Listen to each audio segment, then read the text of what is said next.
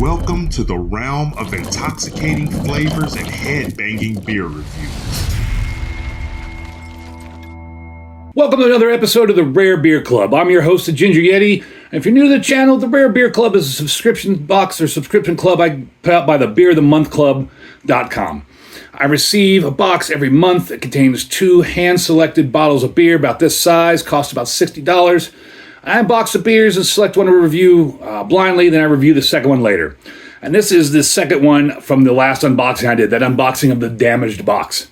And this is the Grand Cru 25th anniversary from BJ's Brewhouse. So BJ's Brewhouse,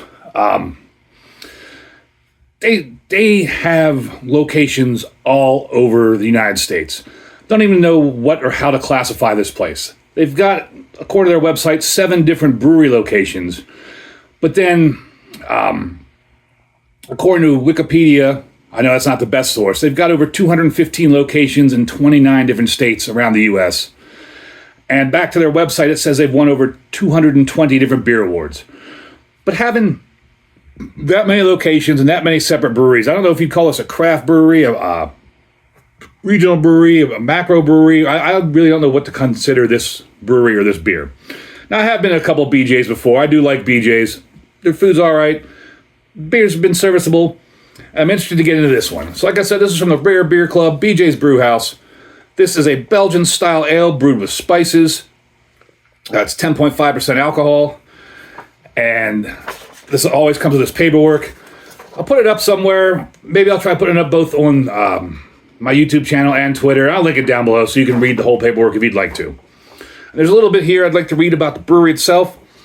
So in 1994, Alex was brewing at what was then Laguna Beach Brewing. At the time, BJ's hadn't yet started brewing its own beer. It was still known as BJ's Pizza and Grill.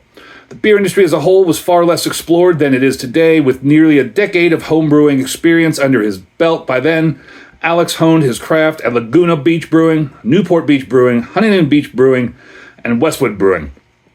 During this period, Alex also served as a founding brewmaster on the Rare Beer Club selection panel, contributing invaluable expertise in Belgian brewing during our early years, helping shape the club's foundation. So that's really cool. Today, Alex serves as the Senior Vice President of Brewing Operations at BJ's Restaurant and Brewhouse. And we've eagerly anticipated the opportunity to feature another of his exceptional beers for our members. Back in September 2011, we showcased Camaraderie Ale, a collaborative brew born from BJ's partnership with Belgium's Brouwer Bavik. That first European collaboration was an overwhelming success, eventually earning Camaraderie a spot as a staple offering at BJ's locations across the country. This time we've chosen the special 25th anniversary Grand Cru. This annual crown jewel celebrates the 25th anniversary of BJ's Brewhouse. So it's kind of funny. On Untappd, there are 2 listings for this, and one of them lists this as BJ's 25th annual Grand Cru, and that one has almost all the check-ins to it. But that's not the name of the beer. It's not the name on the bottle. That's not the name on the paperwork.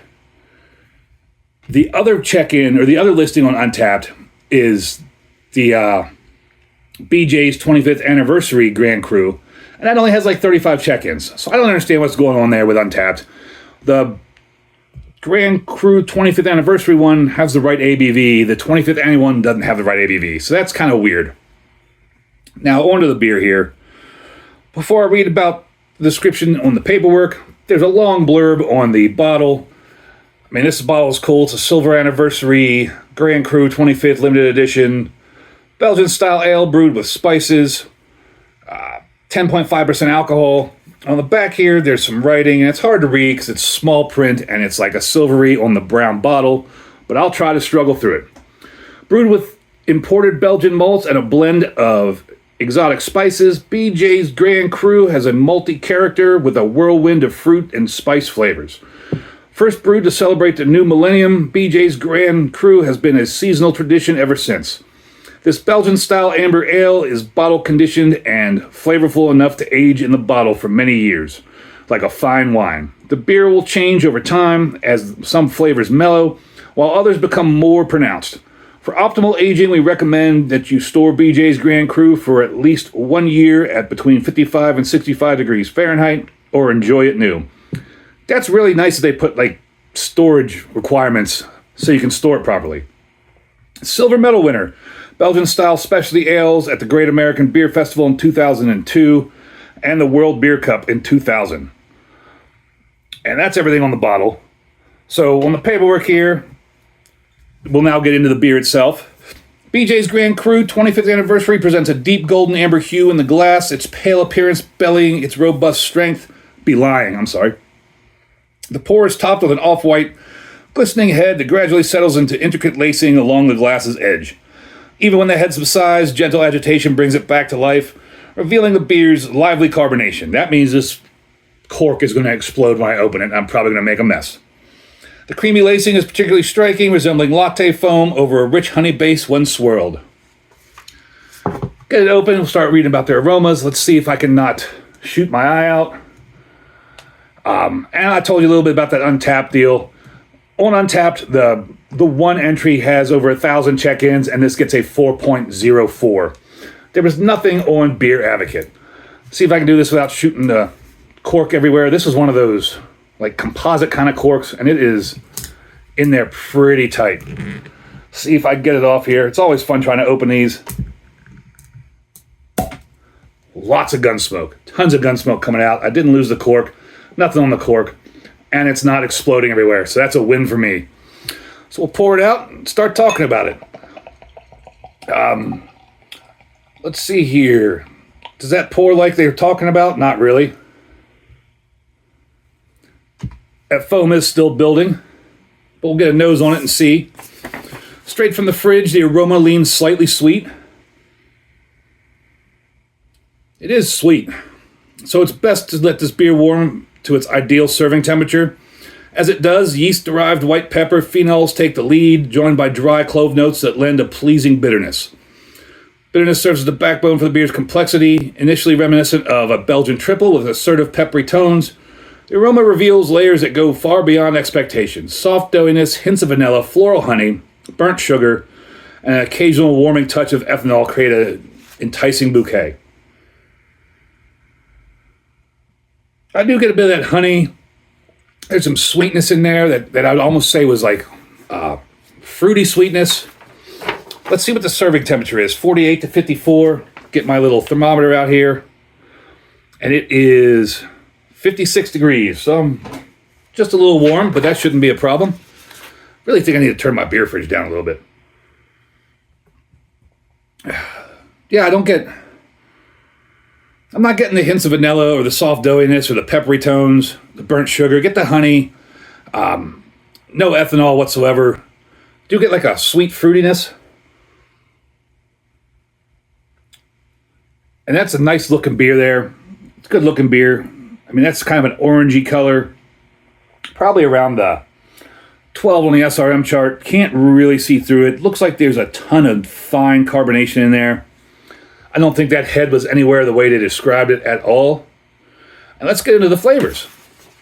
So the flavor builds on this foundation, resembling a triple elevated to new heights. While the signature peppery and bitter notes dominate up front, the malt profile is richer and more complex than usual for this style. Let's find out. Cheers.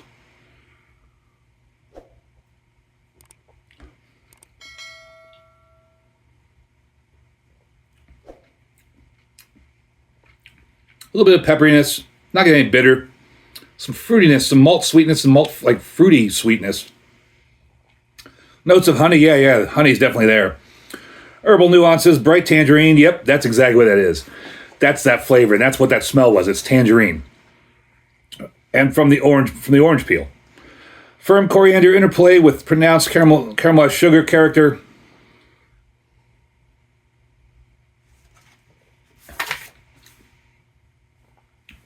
Yeah, you do get a bit of coriander. Yeah, coriander, the honey, tangerine. Richness is balanced by vibrant carbonation, warming alcohol, and consistent bitterness that reins in the sweetness, even as the beer warms toward room temperature. Not getting much bitterness out of this. You do notice a little bit of carbonation.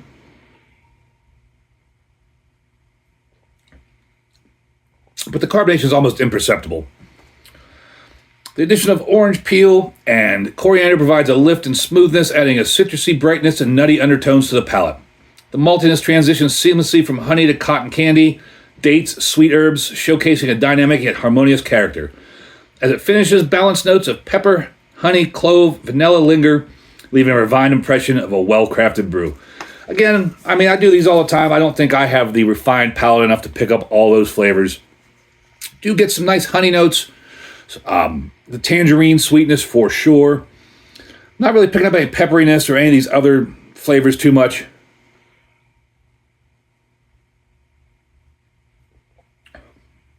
What they say the alcohol is on this, 10.5%, absolutely no way. No way whatsoever. There's no warming, there's no burning, there's no booziness, there's no indication of alcohol whatsoever.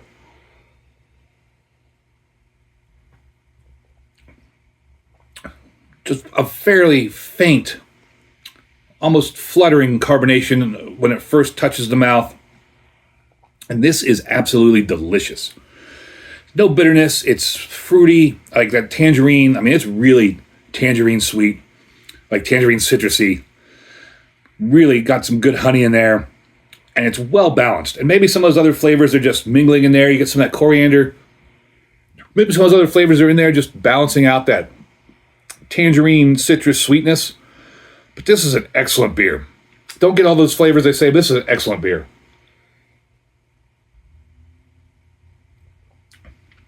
I give this beer a big horns up. This is really tasty, really easy to drink. You could get in big trouble drinking this at 10.5% because you would never notice it. There's no indication of alcohol whatsoever. This is a delicious beer. Really well done. I wish my palate was discerning enough and complex enough to pick up all those other flavors. But even without that, this is still just such a really good beer. Hope you all enjoyed my video. Hope you all enjoyed me going through this paperwork. If you have any suggestions, let me know down below in the comments as to where the best place to post this paperwork is so you can read it, if you even care about reading it. As always, embrace the adventure.